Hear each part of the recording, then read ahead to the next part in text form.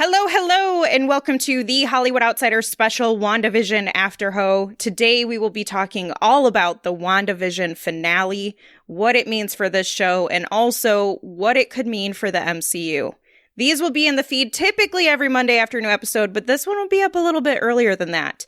However, if you support us on Patreon at patreon.com/The Hollywood Outsider, you get early access to the WandaVision episodes, which is ending, so you'll get early access to other shows we do, plus additional bonus content. Now let's get on with the show.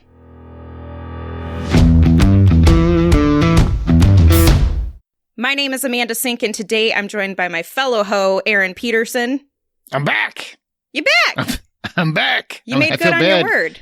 I am keeping good on my word. I feel bad for Vinny, though, because he's just like, man, I've been driving this train. I don't understand what this guy's doing back, but here I am. And Vinny Schwartz. Howdy. Oh, you decided to get rid of the second howdy this week? Yeah, I'm just my heart's not in it. Oh. I didn't win $10. Oh, everything's ruined. What was the bet? It was all for naught. I just had a crazy prediction for who Mephisto would be, but didn't pan out, surprisingly. Who was your prediction? I don't remember. Who's your prediction? Robert E. Grant. Oh. I had a whole thing about how I went down this crazy rabbit hole because he's in the Loki show for all 6 episodes and we don't know who he is. And Paul Bettany, the prolific troll, apparently, just threw me through a loop saying he wanted to really work with this certain actor in this episode and found out who that was. And I got to give it to him. He really just threw me off. Because he was talking about himself. Spoilers. But yeah. We're full on spoilers, right? Yeah. Yes, yeah, of course. Okay. Yeah. Whew. Couldn't believe Wolverine showed up. It was weird. Right? It's crazy to make Howard the Duck the big bad for this phase, but hey, they went for it. I would be all for it if Howard the Duck showed up. That would actually fit this series, I think, at this point. That would be insane. Can you imagine Howard the Duck with the newly reformed Infinity Gauntlet? But this now there's sounds 2 awful. of them. I'm not on board with this. About. So this is episode 9, the series finale, written by Jack Schaefer and directed by Matt Shakman. The events of WandaVision come to a head, and the destinies of all who took part are determined.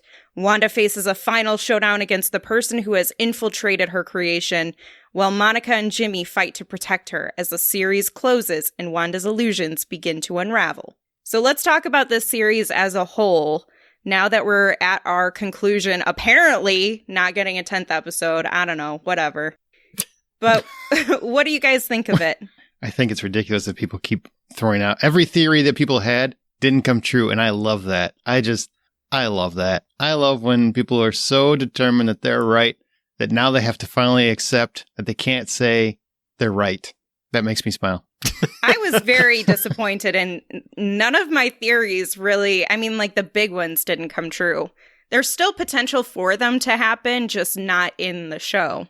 Yeah, we had a lot of similar theories, with other fans, people on the internet, some of our own.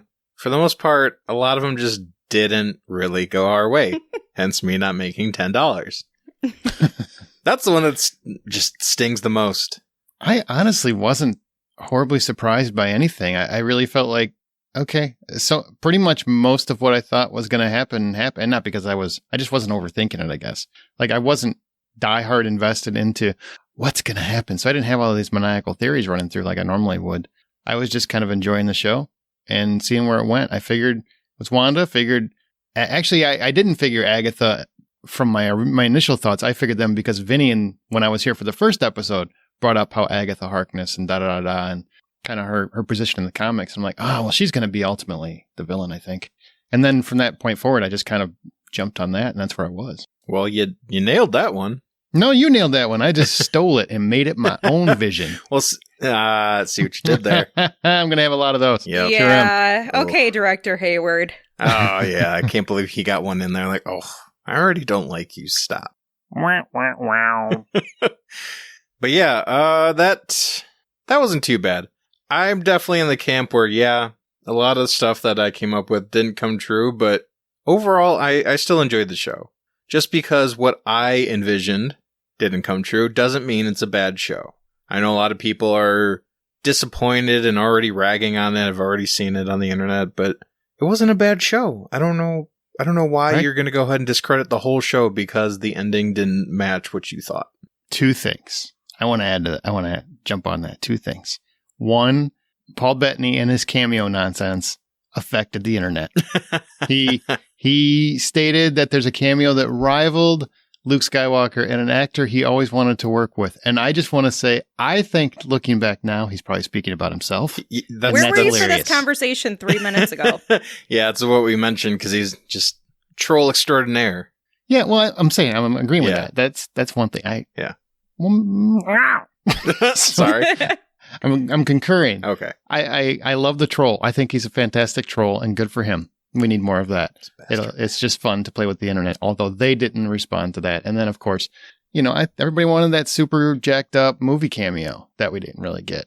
That's what people were mad about. They wanted Quicksilver to be a Pietro instead of the boner, and they wanted the super maxed up movie cameo, which we didn't get. Yeah, I'm actually happy we didn't have an Avengers big thing crossed over. I didn't need all that either. This was supposed to be about Wanda and her grief and the level of isolation she feels emotionally.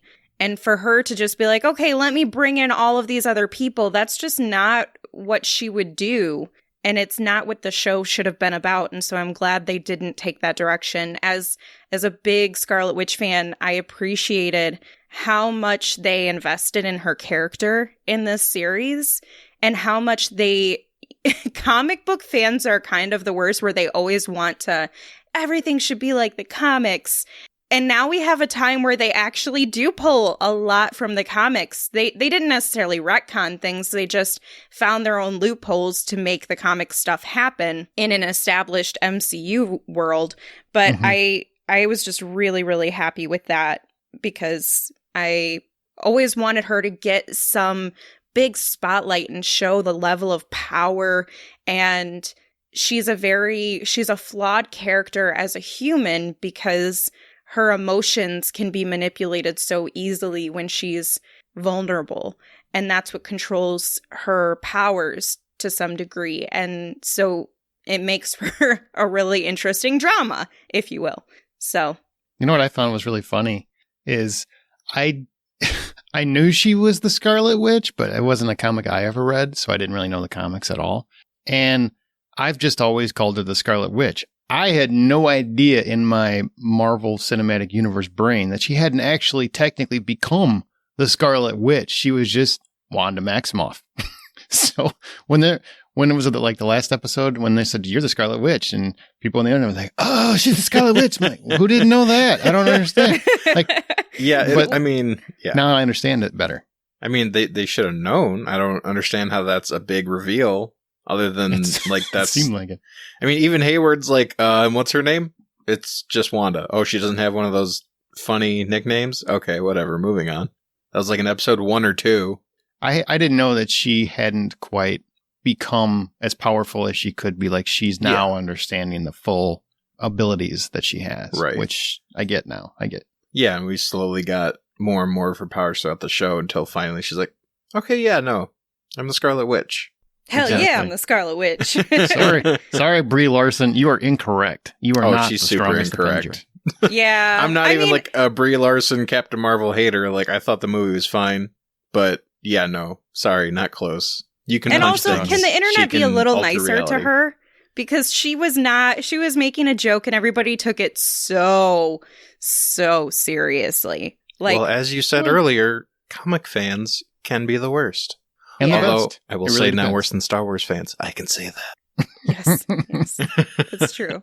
But anyways, well, let's get into what the hex is going on. We're going to discuss, our overall thoughts on the different characters, the main plot points, and break those things down. So let's start with the characters and their fate in the MCU by talking about our favorite, Wanda Maximoff. Well, my favorite.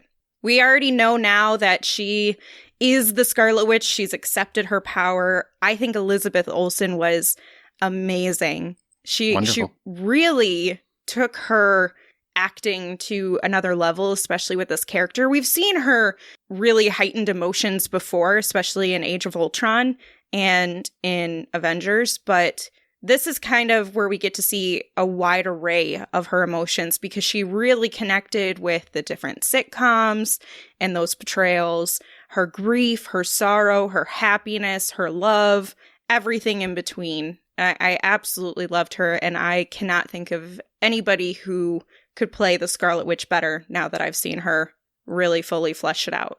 Well, as you said, she finally got her own spotlight. Like, they directed the focus onto her, and not only her character, but the actress got to really show us what they were and what they could do. So it definitely turned out a good product. What I took away from her performance here, by the time the series was done, which she was phenomenal. She covered so many bases during the course of the 9 episodes, more than anybody else on the show, honestly. I know people love Bettany, but I think Olsen just blew him away. Nothing against him. But all I kept thinking of, because I have a very cynical mind in some respects, is I kept thinking about Mary-Kate and Ashley just sitting at home. Their whole lives, everybody's got that sibling rivalry thing, and their whole lives, they've been the Olsen twins. They've been the Olsen members of the family. And, Elizabeth has been carving her own niche for sure. And now they're officially the sisters of Elizabeth Olsen. Yep. As far as I'm concerned. That is true. Somewhere that third Hemsworth is just sitting there like, yeah. Now's my time. My time is coming. We don't even know his name. He's just the third Hemsworth. I'm going to spin off from this Westworld. My small little role is going to break out. I can feel it. No, but I'm actually glad that they decided to break apart and do this show and give her a heftier spotlight, because for a while I was never really that impressed with not so much the performance, but the character itself. And I never really felt like she got her own arc until probably the final Avengers movie, Endgame. But I just felt like, she's great, I guess, but I haven't really seen anything that impressed me. Well, now I have, and I'm glad they fleshed it out because it's a character. Now I love the character, even though I don't love the whole dynamic with Vision, which I'll be talking about in a minute. I do love the character of Scarlet Witch, and it's fantastic to see a character that I can get behind. Because I feel like Marvel doesn't have many godlike characters in their universe right now. Now we have one. I just feel like I can get behind it because I was never really a big fan of Captain Marvel. I'm a big fan of Scarlet Witch. Oh, this warms my heart to hear. Yeah. And then just speaking about the character from her arc from the beginning to the end, I think that's what makes the ending good for me. Now that we didn't get like all the craziness that everyone was expecting, it was still a good ending because we get to see Wanda work through and accept what's happened to her and make that part of her, like Monica did with her mother, and take that mantle of Scarlet Witch as well, also accepting that as part of her life. And do you get the vibe at the end, the stinger, the post stinger? Is it too early to talk about that, Amanda? I don't want to. No, that's fine. Jump it out. Yeah, we can chat about it. Do you get the vibe that she's training, like that's her training? Oh, yeah. I mean, she is. She's reenacting what Doctor Strange did when he was getting caught up on his studies, if you will. Because one of the things Agatha tells her is you lack knowledge. You have power, but you lack knowledge. And so while she knows there's this whole chapter devoted to her in the Darkhold, which we'll talk about later, but now she's able to really study up on it, and she has her floating, I don't know what the right word is, but like fake self doing all of this studying for her while she's enjoying a cup of coffee. And I think we're really going to start to see the true, not just power, but like the potential and danger of Scarlet Witch because of how powerful she is. It's mentioned in this episode that she's more powerful than the Sorcerer and Sorcerer Supreme. Yeah, Stephen Strange isn't fully there yet, but that one's dead. She's still power than both of them, so. He did get a name check in this episode. You heard that, right? Sorcerer Supreme got mentioned. And it just shows how quick she picks up on these things. I mean, Agatha points out that she could do all kinds of crazy magic, miles away, just without a thought, on autopilot. Like, she's doing magic that took Agatha years of intense study, just like it's nothing. And you see she picked up Agatha's rune trick after just seeing them one time in the culmination of their fight. And now she's astral projecting and studying the Darkhold while doing other things. Like, her power is rapidly progressing. I really love that. I think it's pretty fantastic. And it sucks for Agatha. And just from like a lady perspective, can I say how much lady perspective? Yes, like as a woman, All seeing a character that is super, super, super powerful, but she's not full of herself. Like, I feel kind of bad saying this, but Captain Marvel's like, the character, not Brie Larson, is kind of like, yeah, I know I'm powerful. Scarlet Witch was one that was so powerful she didn't even know her own potential, and now she's starting to, she really went through the humanity piece with her grief and her sorrow, and I don't think anything good's really ever happened to her that lasted. Maybe Vision will stick around, so she does have something good, but she is a really great, flawed character for women to look up to, because I don't need my female superheroes to be perfect. Like, I feel like Wonder Woman is perfect. Yeah, she is. She is. But I like that I have a character that I can see almost myself in, if you will. Obviously, I don't have chaos magic, but as a woman, or for like little girls, they can look up and say, bad things can happen, but I still have the power to overcome them and to do great things and be better. And I am incredible, or wowing other people. And so I really appreciated that they gave a spotlight to a female superhero in the Marvel world, because it's one thing that I've always noticed has been lacking. Like, you can't even get merch, even for Black Widow. Like, that stuff's hard to find. They don't come out with it like they do for Iron Man or Captain America or things like that. But now we have a character that it's dominating the audiences. So, you know what character you can't get? Cara Dune. Can't find any of those bad boys. Does that make those collector's items? Oh, definitely. Yeah, definitely. No, I love Scarlet Witch. I think they've done a great job with making the character much more required in the MCU. Like, I would want a movie at this point. I really want a Scarlet Witch movie far more than I want a Captain Marvel 2. So, well, let's talk about the visions, the Hex and the White Vision. Yeah. So, okay. So the Hex version of Vision is basically the Vision we know, but it's based off of memory. And then we have the White Vision, which is essentially what government's recreation of such. And so we get this giant battle where they come, and I really dug this because it feels like a true to form Vision fight where they have some knockdown, drag out action sequences, sure, that actually look like something you'd see on the big screen, which was pretty impressive. Same with Scarlet versus Agatha. And then they actually have a coming to Jesus meeting where they debate intellectual philosophies. And I thought that was fantastic. I'm like, are we really debating philosophies just hovering around the ground for a few minutes? We sure are. Go Marvel. I like this. And then he finds his own humanity by relaying the memories through data to the new Vision, which means most likely that White Vision is going to be the new version of Vision, and probably will find Wanda again with all of the memories intact. So a version of him continues to live on. That is one aspect of this whole series where I got very kind of tired. Die already. Just die already at some point. I feel like Vision has died 2 or 3 times now, and it's time to let him go. Personally. But they won't, because White Vision is going to be around for a while. So it was an interesting dynamic. I really, really dug that. And I did enjoy and was a little warm to when he had to leave and she had to let him go. That was a very warm moment. But I will say, that's the second time we've had to deal with that. It's not going to work a third time. Her letting Vision go, Vision dying, and her having to deal with it. I completely agree. I think it's at this point where we already kind of pushed the envelope a little bit to see if audiences would accept it.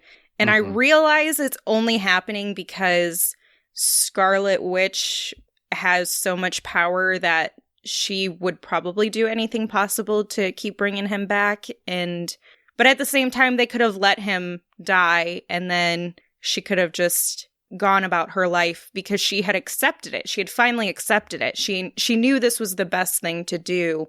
But I did really, really love that philosophical lecture debate sort of thing that they had going on. Like they're just talking, chatting philosophy over a cup of coffee, just hanging out while the rest of the world is about to crumble.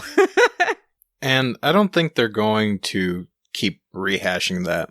Because back to the whole philosophy thing, Theseus's boat, is it still the original boat, or is this still Vision if you change things? This is Vision's body, but technically it doesn't have his soul.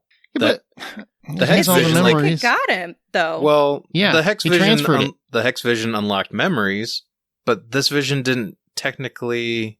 Those aren't technically his. It's really weird and convoluted, but to me, this is like a whole brand new life form that you just kind of gave a firmware update to. And he's like, "Oh yeah, I guess I did those things." Well, firmware and a data transfer. I mean, he is a robot when it comes down to it. And they did the little thing where his Mind Stone became yellow, and then it reverted back to the white. Right. So I do feel like he transferred his soul, or portion of his soul, to White Vision. So he will, in one way or another, live on. And that's why his color changed too, I think, because it gave humanity into his eyes. They were trying to show you that he's not the same. He's more Vision that Wanda knows. And the Hex Vision had pieces of the Mind Stone's powers in him because it was a part of Wanda, which was like a huge thing, is that she has that experiment with Hydra. She has actual pieces of that in her. And so she was able to, as we saw when she created it out of that yellow. And he transferred that to White Vision, was my understanding. So prior to that moment, very different. But then after that moment, if it's the same body, you have the memories, and you now have the soul and compassion, are you not the same person? And see, I don't think he has that same soul technically. I think the Hex like Vision it's a just remastering of the soul. Yeah, I guess. Like, reskinned. If anything, he'll probably be more like Age of Ultron Vision. Like, he got reset to a checkpoint, and he is going to have a different take on things now. Like, he's going to do things slightly differently, because the Vision from that point to when he dies has this journey of becoming more human. And so this new Vision's going to have to do that, but he's probably going to do things in his own way. So I think we're going to have some kind of moment in the future with him and Wanda, but I don't think there's going to be the same connection because, like Amanda said, Wanda finally has let him go. Yes, but I also, at least the Wanda in the comics, she loves Vision so much that she could probably become... she could probably be like, oh, okay, he's back. Okay, I'll take it. Like she saw that you had that moment even in the show where she was like, wait a second, are you real? Because I'll keep you, Right, but I mean, the MCU is it's its own thing. It takes inspiration from the source material, but then they do their own thing. Yeah, I agree with that. And this show was Wanda's journey of bottling up her grief and emotions and hiding away and keeping it hidden. And then finally facing it, absorbing it, and then releasing it. Part of that is accepting that Vision's gone, or her Vision's gone, and she needs to move on. Speaking of moving on, nice segue. Okay. He dissolves at the end, and we see him dissolve, so we know that version of the Vision is gone. Meanwhile, White Vision, with all of his memories and probably his soul, which we debate about, who has the soul at this point, is out there flying around somewhere. But the kids, we didn't see them dissolve, and we kind of hear them. I think that's when we heard say help me at the very, very end. Yeah. So do we think the kids are still out there somewhere, or in another dimension? Like a multiverse sort of thing. I think they're either in a different, like she's going through different realities, or we didn't get Mephisto now, but we'll get Mephisto eventually, and he's like got their souls, or what fragments make up them. And she's going to try to find a way to get them back. And that leads into Doctor Strange too. Yep. Right. Because that's one thing that we didn't get conclusion to, is how they were created. Because Wanda was surprised by them And we assume that she maybe just did it on her own because there were certain moments that did surprise her. But it's also still possible that Mephisto, because in the comics, the kids are created from pieces of him, that his connection is still there with the kids. And so if they're living on in another reality, in another dimension or whatever it is, you know, they could be existing and living on with those fragments of Mephisto, which keeps them alive because then they're not created just from hex magic. Or if not Mephisto, actually someone older and more powerful, which I don't know if you want to talk about now or... I mean, just go for it. Screw a format. Yeah, I'm trying to figure out what the heck is going on. Well, we get confirmation that magical book is actually the Darkhold, which I didn't think so at first just because the design was different, but things like that happen in different productions, so... Different from Agents of S.H.I.E.L.D., to clarify. Yeah. Which makes that show not canon at this point. It's good, canon. I ain't watching it. It's still not canon. If the book is completely different, it can't be canon. I mean, it's a magical book. I imagine it can change. I'm not going to fault them for that. That show's canon, but thankfully they're making sure I don't have to watch it, and that's all I care about. Oh, come on, man! I watched the first season. I'll never watch another episode. Oof, I'm good. Anyways, so we have the Darkhold, which is a series of spells bound in an invincible dark tome made by an elder god named Cthon from forever ago, to put it lightly. And he left this as a conduit for him to have connection to our reality from his reality. And in the comics, he actually, before he gets banished a second time, he imbues some chaos magic, because he is the elder god of chaos, into Wanda, because her mother traveled to this crazy evil mountain, gave birth to her and her brother, and he imbued her with power, and it's a whole thing. Go read comics, kids. They're fun. And so I think maybe that's the big setup. Mephisto's small potatoes. Mephisto's like... Compared to him, yeah. Mephisto's like Ironmonger, and Chthon's like Mega Thanos. Well, maybe they're building to the another big bad. I mean, they need another long arc for that. For maybe Mephisto first, and then we'll move on to that guy. Possibly.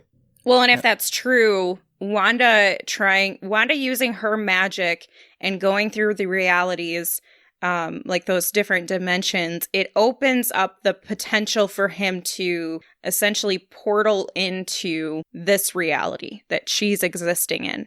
And that's kind of what his goal is, because her magic is tied to him. And so using this book and using part of, I don't know, the pieces of him with chaos magic, he has the potential to just sneak on in. So we'll see. And then we have the ever wonderful, at least I think she is, Agatha Harkness, because she's played by the ever wonderful Catherine Hahn, who we're going to get more of. I don't know when, but she's still around. So I'm excited for that. Trapped in the crazy neighbor lady wandering around America's countryside or something. Spouting off really, really white colloquialisms. Yeah. Yeah. Hey, neighbor. Okie dokie, artichoke. Look, I don't need you to make fun of that phrase because I use it all the time. Easy peasy, lemon squeezy. Yeah, pretty much. But yeah, we get to see her in full form, in just the whole look. The look, the powers, her lines, her delivery, everything about her in this show is wonderful. I loved all of it. She just really delivers on the character, and the energy she brings is just so fun to watch. As she's battling Wanda, obviously, so she's our antagonist. She's the quote-unquote bad person, but really she's doing this for her own gains. You know, she wants that power, but also she's trying to stop something worse from happening. Like, she tells Wanda, you're way too powerful. You don't even know what you're messing with. Why don't you just go ahead and give me the power? And we see her actually turn back Wanda throughout most of the show. Like, she's besting her most of the time. Except for one time we get to see Wanda's Buick thrown at her. And a nice little nod to Wizard of Oz as she sees her boots poking out from under there. Yeah, the Buick makes a return. I like that. See, if she had an Audi, I don't think it would have made the same impact. Those things are a little bit lighter, a little more aerodynamic. It's true. I mean, surely she could afford it, though. That's my point. Right? But see, it was all set up. Can we agree, or maybe agree to disagree? I don't think Agatha Harkness was much different than Wanda here in terms of did some bad stuff. Because Wanda basically kidnapped all those people. Yeah, which she brings up, like, these people aren't saying what I want them to. They're saying what they want to because I freed them, and this is how they're reacting. Like, but she says, didn't know. Heroes don't torture people. Mm-hmm. And I'm not saying but that. She did kind of know. Like, when she knew, she was still like, yeah, but I like the town, and it's my town. No, I mean, You she guys had a seem moment. really She had happy. to decide between her family, and this is a woman who's been struck with grief over and over and over and over again. Like, everybody Yeah, she I loves get the defense. dies. I get the defense, but you also got to look at, she still did it. I mean, Yeah. she still did a pretty horrible thing. And at Whether first She did, intended and I'm to or not saying that, but I'm saying there is a difference between her and Agatha. Agatha is intentional with her power-hungry motives, and that's what she's doing it for. And she doesn't care who gets in her way. She will take everything from you, including your entire life. Like, she sucks the life out of her own mother because she wants her power. Wanda is not a full hero by any means, but she's also not so self-absorbed that everything she does is for her own benefit. I mean, she does in some capacity, but she didn't realize the level of harm that it was having on people. And when she did, she sacrificed everything that she loved and cared for. She basically killed her kids and her husband, if you will. So she's an anti-hero. Yeah. Because I wouldn't think it's fair to call her a hero because Captain America would have stayed and faced the responsibility. You know what I'm saying? Well, Yeah. Captain America literally sacrificed himself multiple times. Yeah. Yeah. Before And putting unlike anyone Vision- else before himself. Unlike Vision, I'm always welcome for him to come back. Well, with multiverses, we can probably get him back. Just not Chris Evans. Oh. Yeah. No. John Krasinski. I do have a question, though, about Agatha, though. Do you guys think, because part of the relationship between Agatha and Wanda in the comics is that Agatha is a mentor to her and they become friends. Mm-hmm. Do you think that that's where their relationship will go in the future? Or do you think they'll continue to keep these two characters up against each other, if you will? Both. Yeah, I think in Doctor Strange, we're going to see her kind of go back. Either her, Doctor Strange, or like someone who knows about her is going to go find her, restore her, and be like, hey, stuff's bad. We need all hands on deck here. You got some background with this.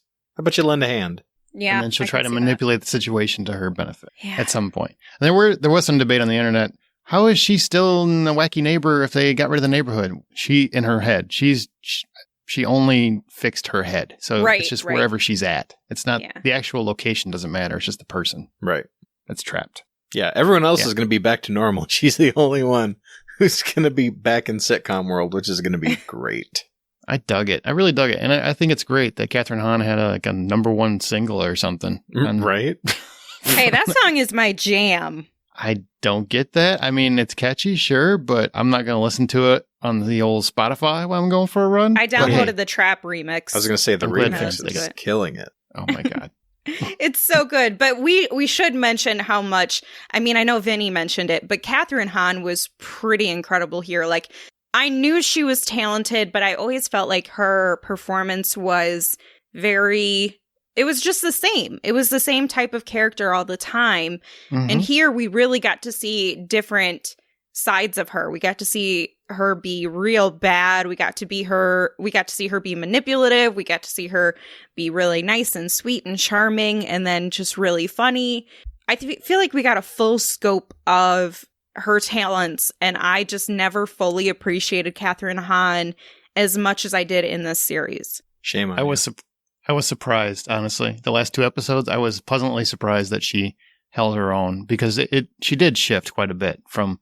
I thought she was going to be Catherine Hahn, which is very often almost a caricature, which I love that caricature, but it is a caricature. I think she really created a full character by the end of it, and in the last 2 episodes especially, I really thought she delivered multiple angles, including the suffering at the beginning of the last episode, her actual battle with Wanda and trying to make sense to her.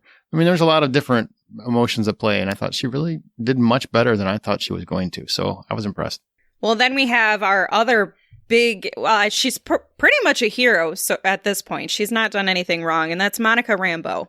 And now she is Photon or Spectrum or whatever her character is going to be called. We don't really have a name established for her in the MCU yet, but she is definitely established. She had a really great arc where she was coming in after the blip and trying to do some good deeds and, I don't know, make good on her mom's name and stay as a hero. But she was also the one that comforted Wanda and tried to talk reason into her and believed that she was still a good person. And between her determination, voices from Captain Marvel and her mom in her head, and persevering through, she gets her own powers. And now she's a super awesome superhero. I'm a big fan. Tiona Paris, I thought, knocked this one out of the park. I was pleasantly surprised because I didn't know what they were going to do with Monica Rambeau and why I should care. And they did a wonderful job, and they really used that whole loss of her mom to kind of correlate what Wanda was going through and trying to, basically this whole series is about grief. And she did a nice job of trying to make it more empathetic to what she was going through and a character that could relate. So I really enjoyed what she did. I love when she said, if I had powers like yours, I'd bring my mom back too. Yeah, because she got her own little, mini arc where she worked through her own grief, literally powering through it and finding strength in that, literally. And now she's got crazy powers, and we're going to see more of her character as well, which is also super exciting, I think. And she got that because of Wanda, right? Yeah, a couple trips through the hex. It mixed up her molecules. Now she's got crazy powers. If I get the opportunity to walk through a couple hex walls, I'm doing it because I want to see if I can get some stuff. You're going to roll them dice. They might not all be as cool as hers. Well, and it's not a guarantee you're going to survive either, or that she's going to let you in through those hex walls. Like, Monica and Wanda had some sort of a connection, and she didn't see her as a threat to her, so she let her in. That's why nobody else could really get through it, and they weren't trying to risk it, but she always could. And that speaks to, I think, her character and who she is. And Paris did a really great job with her performance of Monica and showing us she was like a really soft light in a very otherwise dark show. No risk it, no biscuit. And then we move to Pietro Maximoff, or as I like to call him, Ralph Boner. Boner. I know that there are probably a lot of fans that are probably angry that he's not Pietro Maximoff, but I thought this was really an interesting twist. I thought it was fun, a very fun way to get Evan Peters into the show without changing anything with the characters, with actually we with the whole Fox merger and everything. I just thought that was a very fun nod to the fandom. And hey, we heard you guys like this guy. We get it. We can't make him Quicksilver because that guy died. But what we can do is throw you a little boner. Oh my. Yeah, that happened. Enjoy it. Soak it in. Soak it in. No, I refuse. I don't know. I mean, I didn't expect him to be anything crazy, but at the same time, it's so weird that they take someone who was already the same character, just in a different franchise, present him as the one in your franchise, and be like, psych, he's just some dude. It's just so bizarre to me. I mean, I guess I get it, but still so bizarre. The bizarre part to me is that Wanda believed it to be her brother, that she believed it to be Pietro. And up until that point, I thought maybe it was easier to convince because he is Pietro in one sector of reality, one strain. And so maybe just that multiverse thing is popping up, and that was the glimpse into it. And I kind of hoped that's what it was, just because I thought that would be really creative and playful. I don't know how I feel about building this character up to be something like that. Would have been a great tie for the mutants. and bringing that in here. And with that possibility, not necessarily gone, but the confirmation of it not there, I don't know. It's a little, okay, so you just thought it was funny? Ha ha ha, I thought it was boner? fair. I thought it was fair, minus the boner thing. Way wrong choice. Just, there's nothing about that makes sense to me. That's a bad choice. It's goofy. But yeah, I still think the snap, that's what's going to make the mutants. They got snapped and unsnapped. Now they got gamma radiation messing with their jam. Oh, snap. Speaking of hypothetical characters, Tommy and Billy. I actually enjoy, like, most of the time kid actors, they're kind of whatever, but these kids did a pretty alright job. Yeah, they did. The characters themselves are really cool. Like I said before, I really like Wiccan as a character. The design, his powers, the stories have always been pretty cool to read. So I'd like to see them in the future. Hopefully we do. Hopefully it doesn't destroy everything when we do. But, and like Amanda said, it's just really weird that they kind of came from nowhere. At least when Wanda made Vision, she kind of had that fragment of the soul gem within her, which helped make Vision's soul, and then she just crafted a body around that. With these kids, she just gave birth to them naturally. So it just makes more questions about how exactly they came to be. Again, so many questions. I don't need more of the kids. I like them. I like them for the show. I'm good with them being gone. I don't need Marvel babies or anything. Well, Marvel babies are coming because, yeah, I think they've already hinted at a Young Avengers movie, show, something. So, well, there's money. They're gonna find it, but I don't really need it. But I think they're going to be a part of it because based on the very end, I think they're going to be back. Yeah, I don't know that I need more of that from my perspective.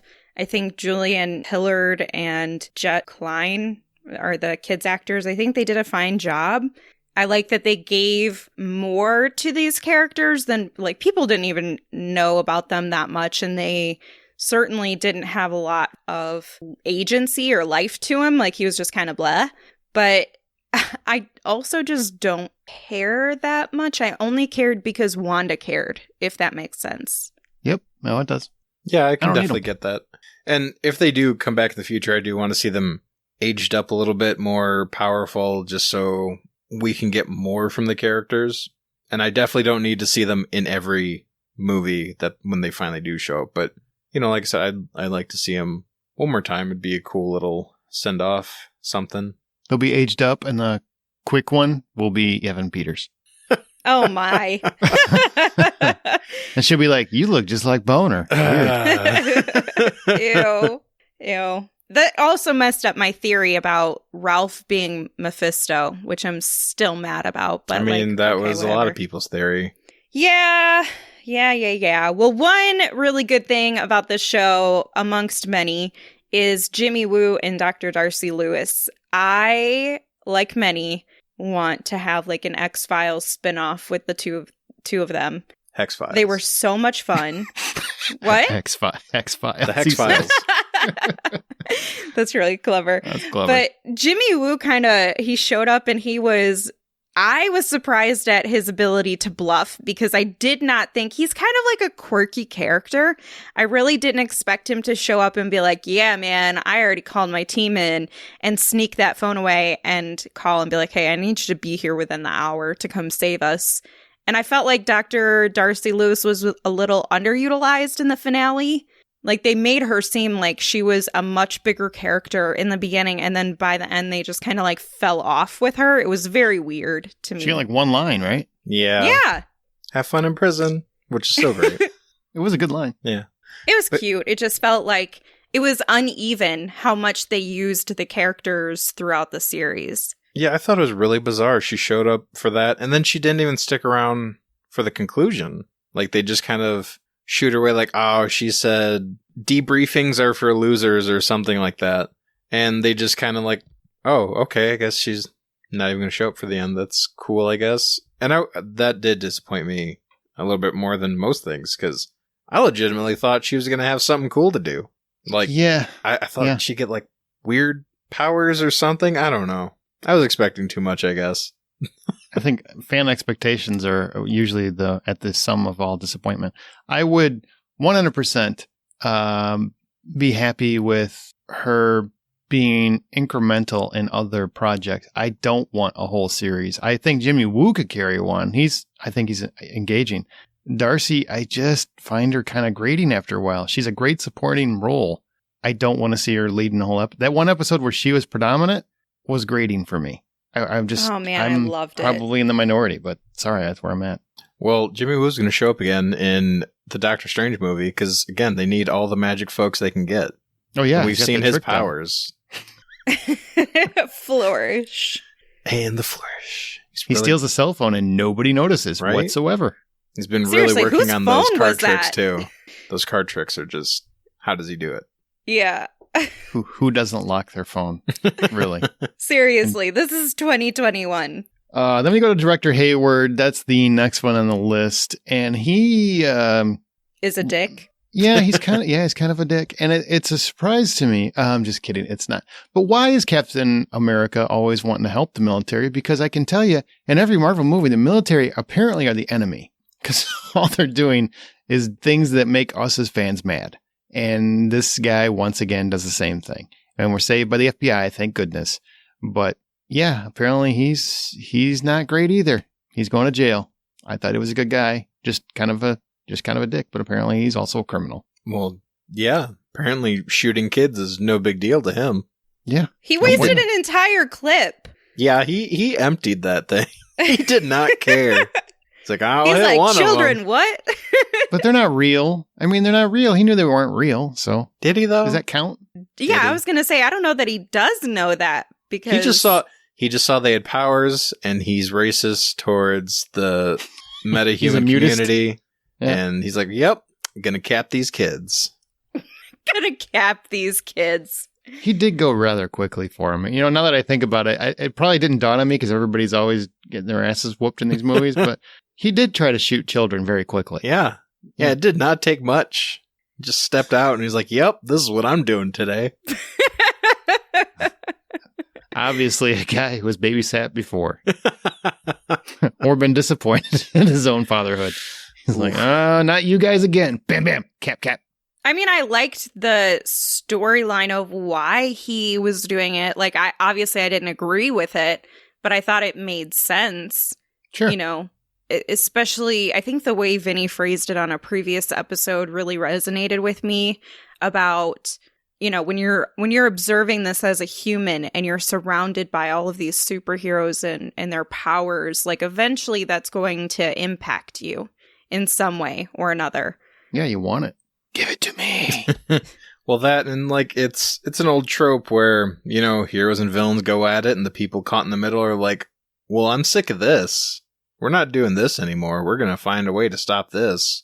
I mean, that's kind of what they use to motivate Batman in the Batman vs. Superman movie. I'm not going to talk much more about that. But, you know, it's commonly used and it does kind of help flesh out his character more. So he does have his reasons. But he's still a dick. Still a huge dick. He's a big boner.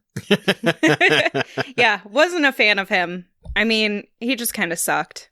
But I guess the actor did a nice job portraying him because we believed he was...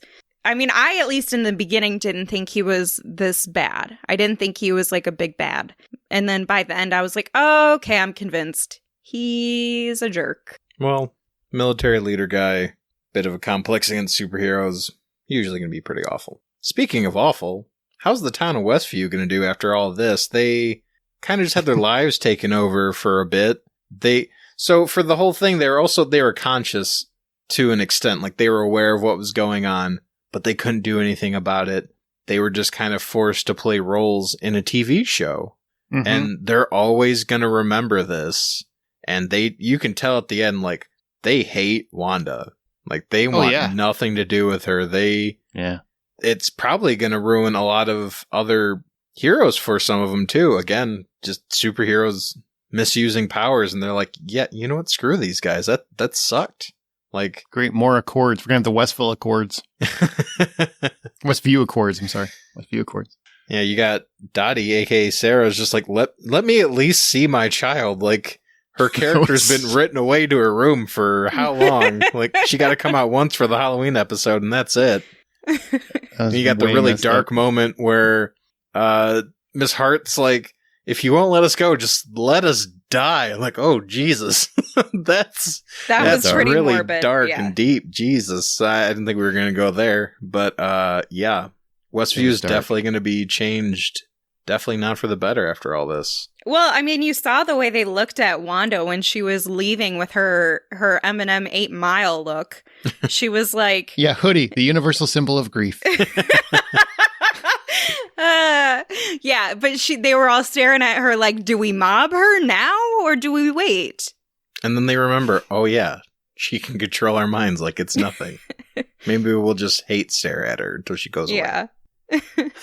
I was kind of hoping like David Rose would come walking around the corner. I felt like that would have been a fun little nod. Wanda! Ew. I really just, I love that aspect, because if they would have just done the thing where they woke up and they're just like, where am I at? What's going on? And nothing else happened. There was like no repercussions for Wanda herself. I would have actually been, it would have changed completely my view of the show. Completely. Yeah.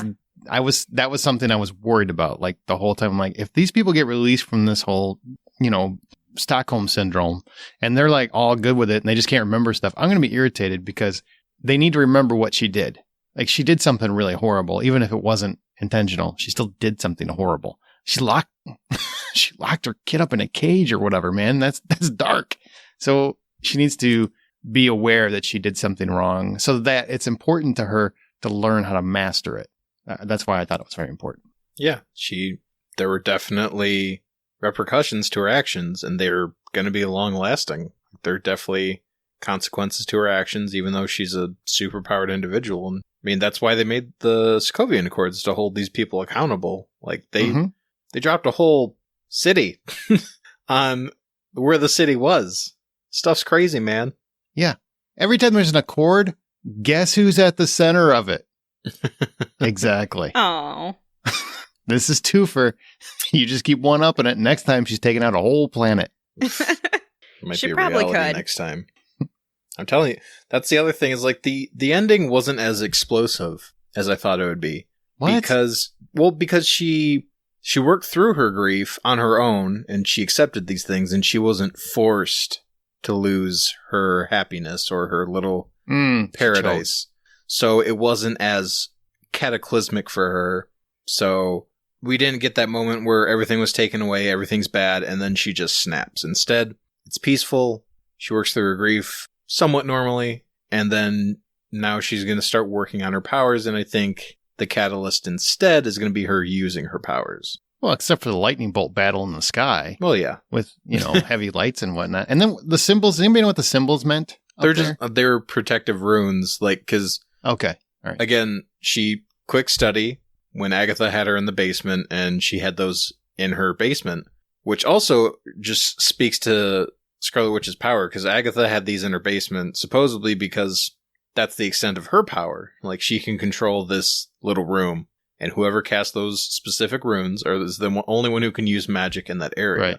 So then Scarlet Witch cast them on the Hex and made it so she was the only one who could use magic in this entire town. Which is brilliant.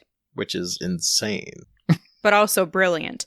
I mean, when you think about it, it was like, how is she going to get out of this? How does she get by with losing her powers to Agatha? Explain it to me. Maybe I'm confused with what you're saying. Can you explain it a little deeper? About how this worked? Yeah, about how she overcame, because I know there's a lot of people that are confused by it, because I've seen it on the internet. Like, how did she defeat her?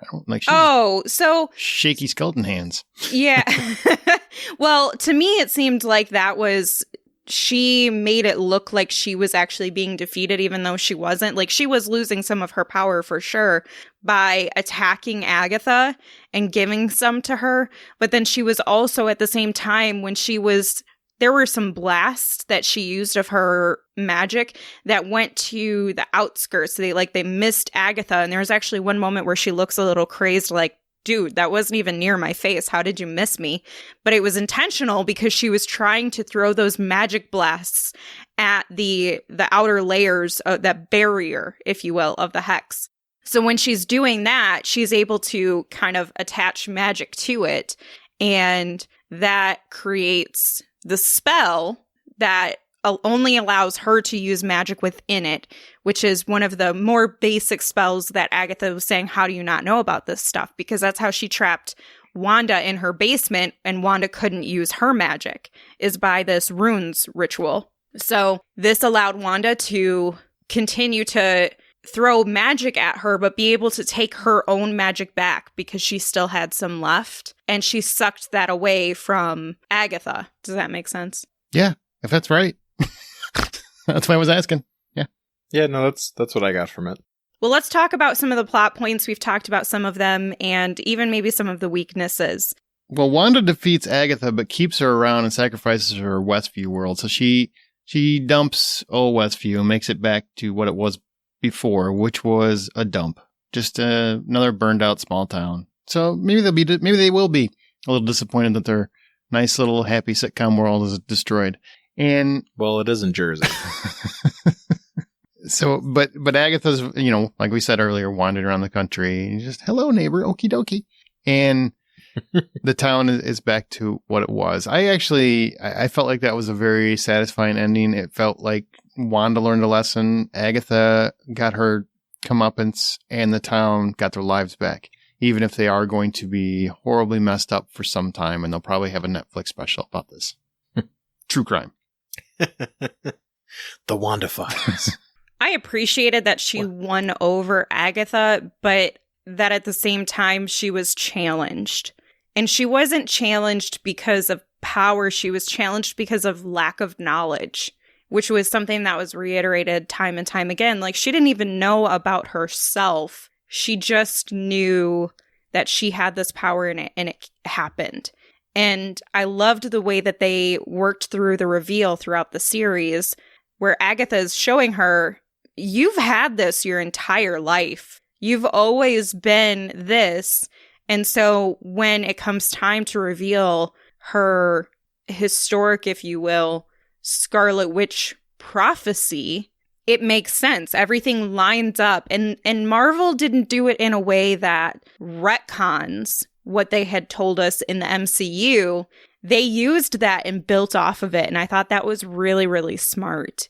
And I do believe that Agatha and Wanda will end up having to work together in the future, because she's learning about herself, definitely. But Agatha is smart enough to be able to help her. I hope that she becomes that mentor, because it was really, really crucial and important to Wanda's character in the comics.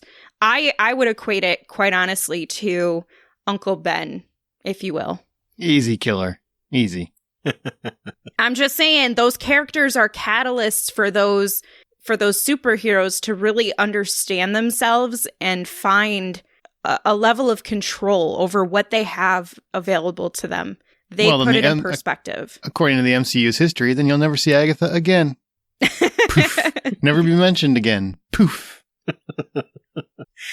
Oh, you just had to bring up Uncle Ben. I'm ready to leave. Sorry. Is this thing over yet? This podcast done?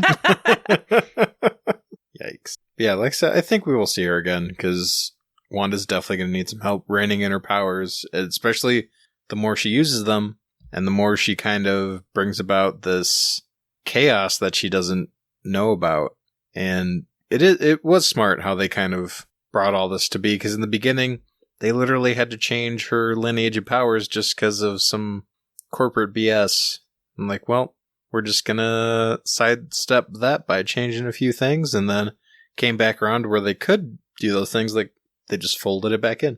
So it'd be kind of neat to see where we go from there. But then we have Wanda finally accepting her role as the Scarlet Witch. As we talked about last episode, it is actually a role. It's something that was passed, at least in the comics, it was passed down. Her mother and her mother's father were the Scarlet Witch and Warlock, respectively.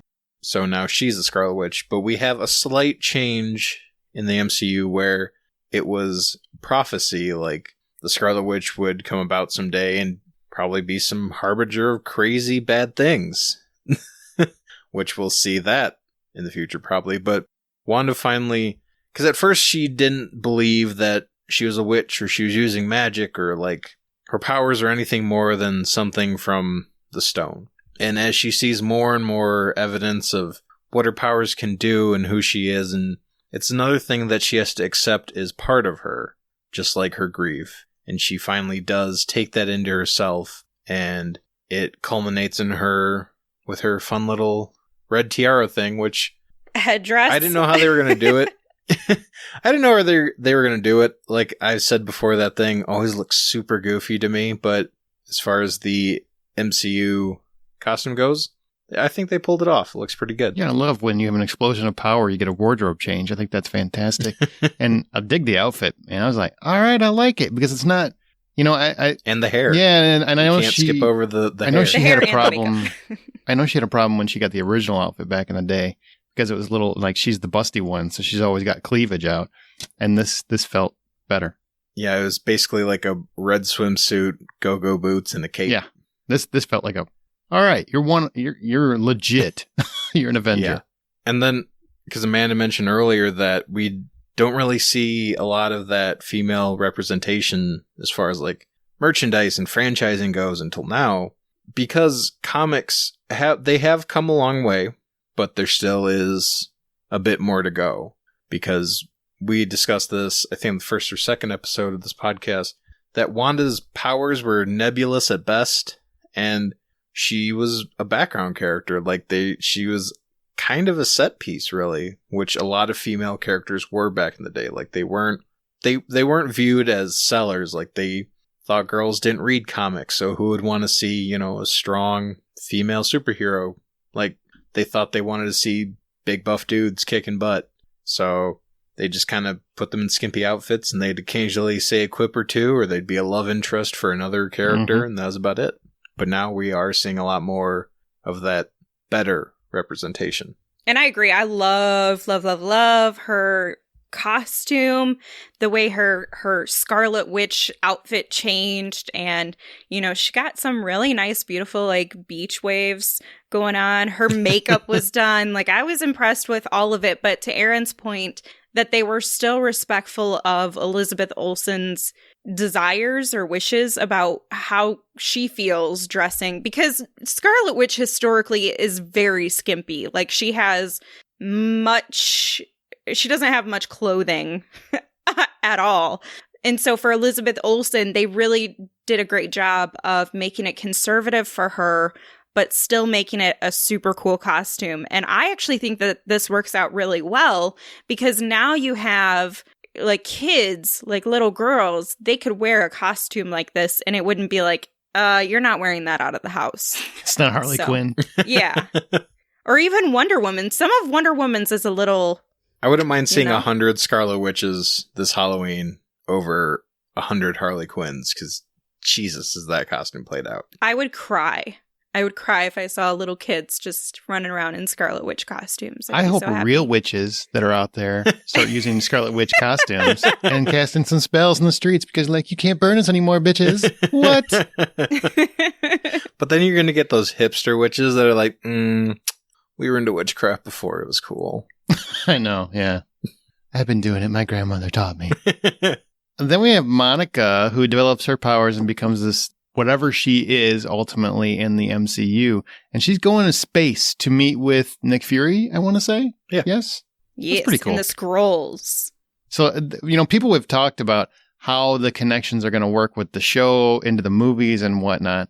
And I'm really digging this, because they've already set it up so Paul Bettany can return to the cinematic universe in some form as White Vision. Obviously, Scarlet Witch is coming back. Now we introduced a totally new character without having to have a whole movie about her in this series. And now she's going to meet Nick Fury. So we'll be ready to go, whenever that happens, in Captain Marvel 2, most likely. So that I think that's fantastic. I think it's great how they're working this. And I think they can probably do most of the, quick character development in whatever the movies are, and kind of catch people up that didn't watch the shows fairly easily. Yeah, it's funny you mentioned that, because that's how characters actually got introduced in comics. Is you take an already successful long-running storyline, and then you'd introduce a character in there. They'd team up with that character, or they'd clash, but then they'd realize that they're both on the same side. And then if that character was received well, they'd get their own limited run, and if that did well, they'd get their own series. Yeah. So I think we could see a lot more of that where they introduce some like niche or not super popular characters in these limited runs and see how people react to them.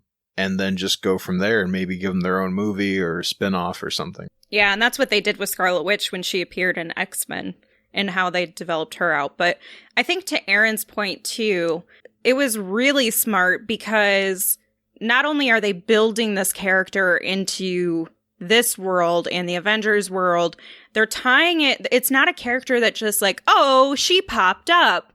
Like, she's been around in this MCU world. Like, she's not totally new to it. She was around, she existed, she was part of this agency, and her mom started it. And so there's all of these connections that she has, and the way that they gave her her powers, I thought was really smart and clever.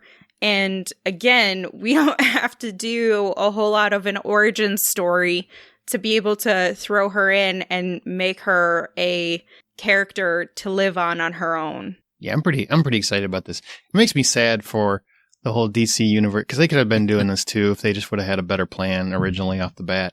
And, you know, you just think of all the worlds that could utilize this. Star Wars, Fast and the Furious, they tried. I mean, it's just amazing to me how well they've managed to make this work. And it's almost seamless at this point.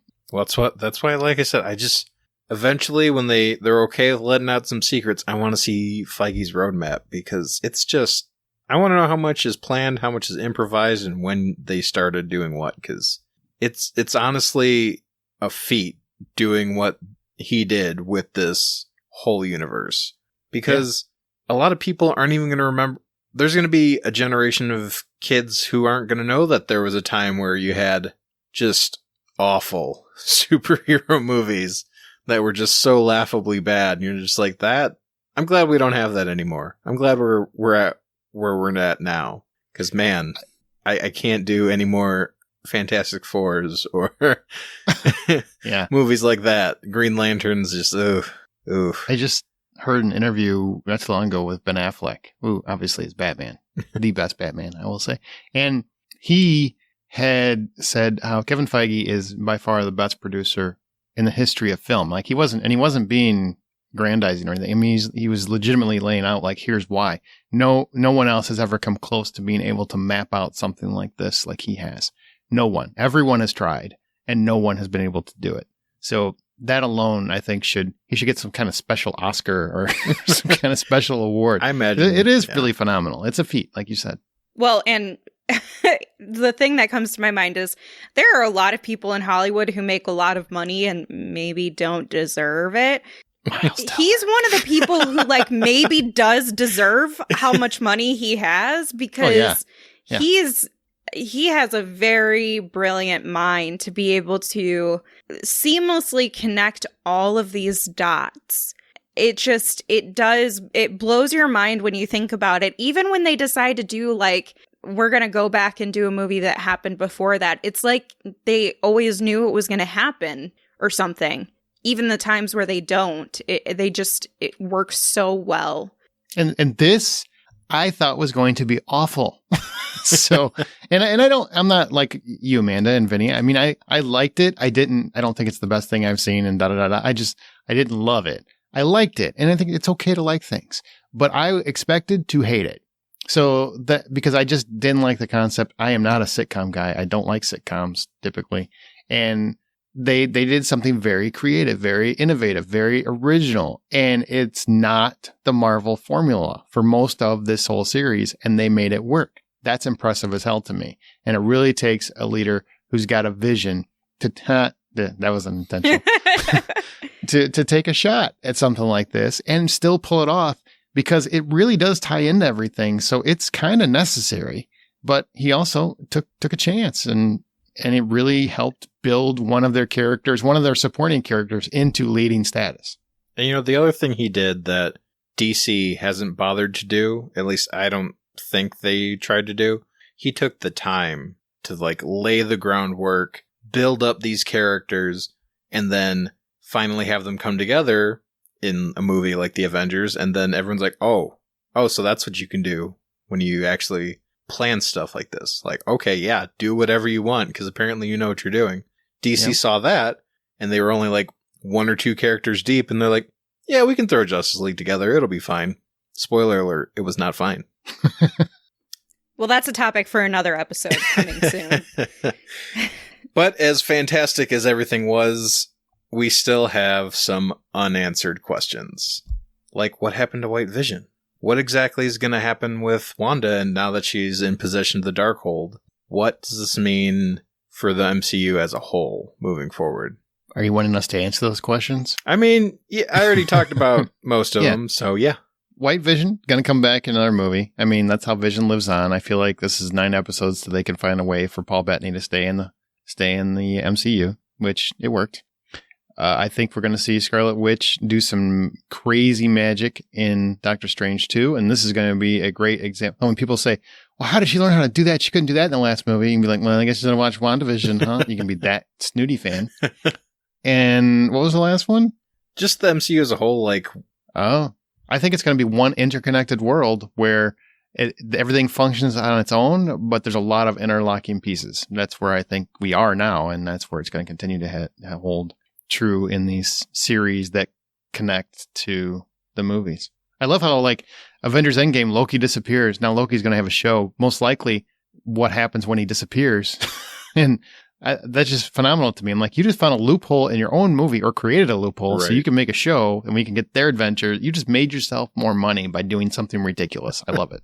Yeah, I'm going to have to concur. I believe that White Vision is going to be the Vision as we've known him to be, and Wanda will probably be ecstatic to know that her lover is in fact back, even though she made the full sacrifice, which is not anything new to writing by any means. I mean, Buffy, for example, did that, where Angel was like, he was good, he was bad, he is dead, he's back.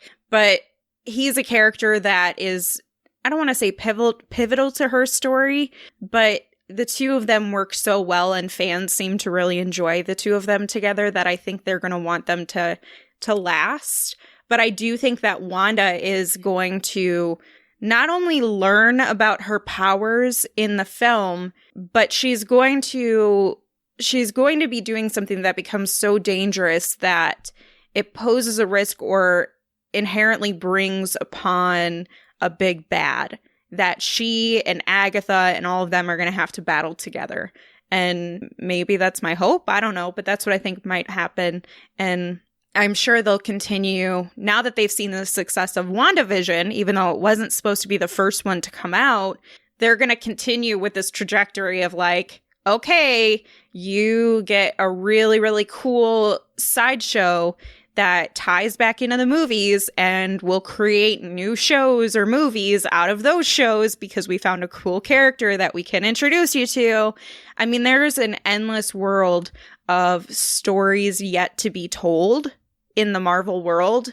And if they bring the mutants into it, it's over. I mean, they will. Yeah. That's it's coming. just going to be huge. So I don't want that right away, though. I'm already kind of burned out on X-Men because they had like 400 movies at Fox. So and I like X-Men. So. Yeah, they've only confirmed as of 2019 that they are going to have something, but there's really nothing even to guesstimate about. So I don't think that'll be for a while. But yeah, I think they're going to layer it and then, kind of piece. I know there's some rumors. There's going to be the Mutants movie. Well, let's just simmer down. That's probably a rumor. And I just think time-wise, it will be interesting to see how everything kind of goes together. Because, like Amanda said, this wasn't supposed to be first, but things happen in the real world and it sucks, but whatever. And I think we're not going to see the full culmination of some of the threads that we got from this show until probably next year with the next slew of shows and movies to come out. Mm-hmm. So there's going to be a bit of waiting, but I think ultimately it will pay off because, as we said, Feige's a genius and deserves all the praise, and good for him. But yeah, I'm Marvel, yay, super excited. And they give you at least a conclusive enough story where it's kind of a standalone series. Like, you could watch it and probably mostly understand what's going on, even if you're not a big MCU movie watcher. And the same goes, like, you could end it here and say, okay, she concluded her storyline. Sure, there's some things unanswered, but, you don't necessarily need to know all of that. So, I don't know. Any favorite moments that you guys have from this episode in particular?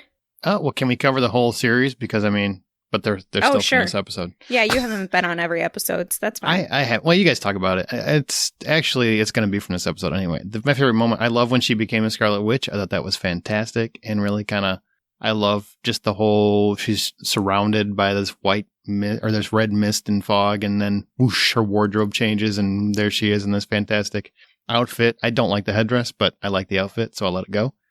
And I dug the stinger. I really thought the stinger was fun because I actually rewatched it like 3 times going, what is going on? Is she living like Robin Wright's land?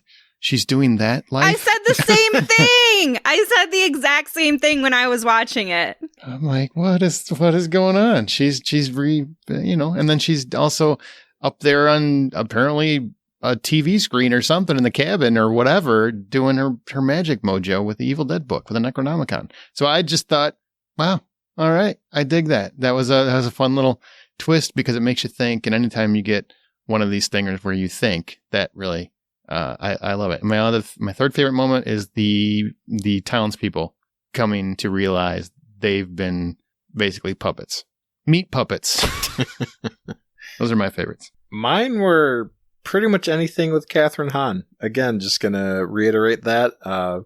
Favorite moment 1 through 4, Catherine Hahn. Just anything she did. Jeez. She was just so fun to watch. Like being the nosy neighbor character was super fun. And then when she was finally Agatha Harkness, it was just really great. She brought a lot of gravity to the character. It was really, really entertaining. And then actually Vision, watching him, even though it wasn't technically really him, watching him become even more human and kind of work through some things, and at the very end being as human as he could possibly be by shedding a tear. It was just really good writing. Yeah, I like that. He's also had some of the best lines in this series. He's had so many good moments, but of course, every moment with Scarlet Witch and Wanda is a favorite of mine. I really appreciated the way that she was presented when she did gain her full understanding, if you will, of who she is, and how it tied back to her experiment at Hydra, and that was what she saw. That was really cool. The moment with Vision, talking to Vision, I loved that philosophical debate that really got you thinking as an audience member, what really defines who Vision is or who we are, or, whatever. I felt like I was on an acid trip for a minute. You were. I love the cute, funny moments, like when Jimmy gets the cell phone and then he gets the handcuffs off and he's really cute with his moment. I loved when Darcy came and hit Hayward's car with her little clown bus. Thought that was hilarious. Have fun in prison. Hey, can you come out here and help me with a problem? And can you be here within the hour? I did like that. That was fun. Yeah, it was so cute. I told this guy that you'd definitely be here. Yeah. It was just really cute. And then I seriously sobbed when Vision and Wanda said their goodbyes to their kids and then said goodbye to each other. And I don't know. I mean, I know that it's been done before, but it was just a really powerful and impactful moment that they had been leading up to throughout 9 episodes and gave us. So overall, and then of course, Agatha she was brilliant every moment she was around. She was hilarious. Even when she's like, your ex and your boyfriend are at the same party. Who are you going to choose, Wanda? So it was a lot of fun. Anything else before we head out? I like the emotional impact. I thought it was nice to have a Marvel show where I felt like there was some emotion in it, because I do feel like a lot of it I don't get as much as some do, except for the whole Steve Rogers story. So it was nice to get characters I really didn't care that much about. Not that I didn't like Scarlet Witch, but I never really had an attachment to her. And Vision I just didn't care about. And I feel like I have more now. So, and I love Scarlet Witch now, which I didn't before, which now I want to see a movie with Scarlet Witch. So I don't like Doctor Strange. Yeah, I said it. I don't. Ooh. So just give me a Scarlet Witch movie. Yeah, I mean, I'm okay with that. I kind of felt the same. I didn't have a whole lot of expectations. I'm like, I'm just going to watch the show because it's Marvel. Hadn't had Marvel anything in a while, and it should be kind of weird, so I'll watch it, sure. And it turned out to be great. Like, I liked a lot of the writing, as I said before, and They did it. I think they did a pretty great job. And they hit every decade of sitcoms, I think. So good for them. Good on them. Yeah, Well done. they worked that in really well. And for all the people who were expecting super craziness and are a little butthurt and think that the show's bad now because it wasn't, go read comics. Go to your local comic store. Go through those long, decrepit boxes that are just jammed full of these things. Buy them and then read them.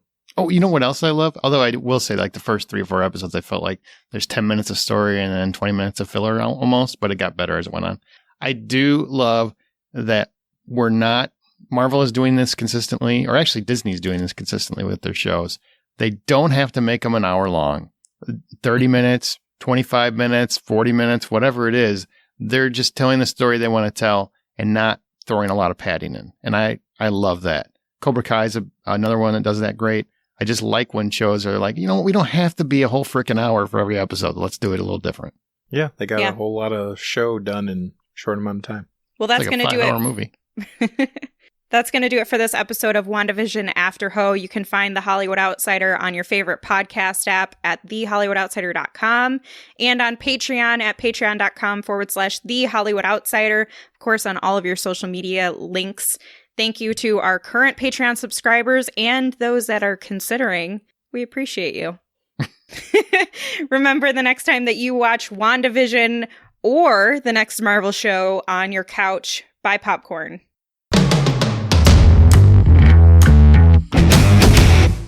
Everybody have the format? Yep. What's a format? What's that? Your favorite got it. thing? I mean, I got it. this is probably the first week I've looked at it. Ugh, don't tell me that. That's so rude. You've done pretty good then, man. Thanks. All right. He takes his own notes. He just doesn't mesh them into the format. That's fine. Well, he seems like he knows what he's talking about. That's what matters. Need to get The greatest magic trick in this entire show. The illusion of I know what I'm talking about.